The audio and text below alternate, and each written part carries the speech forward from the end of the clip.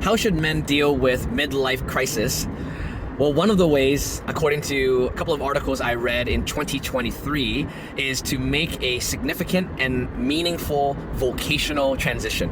So for me, I had been serving as a pastor in various churches, beginning, first in ministry as a ministry intern and youth worker, beginning 17 years ago, and then into pastorate, pastoral ministry.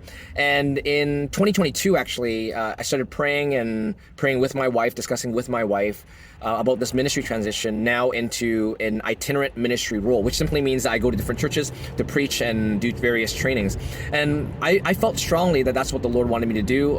That's part of the reason why I created Church Reform Today as an organization, which is now a nonprofit society in Canada, as well as the Church Reform Today YouTube channel, this channel.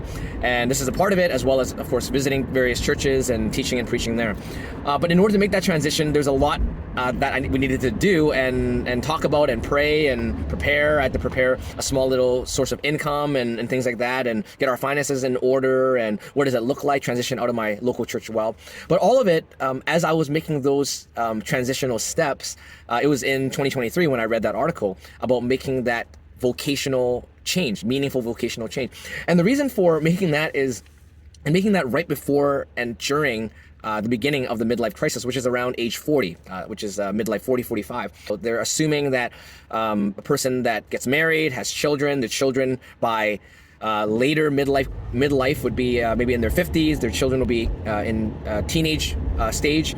By then, usually a man feels that there's too much at stake.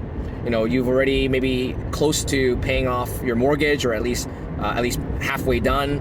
Your children, you're probably saving money for your children's college and medical bills, and just so many things that are at stake. You want a stability. You don't have as much energy as you had before, as much creativity. Your taste for risk is lower.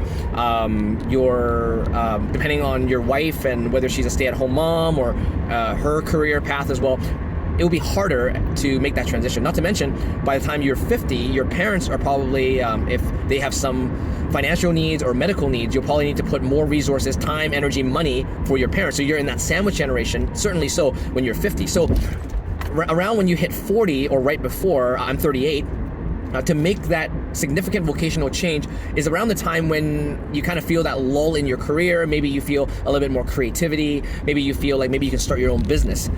In my case, it's starting this Christian organization, Church Reform Today.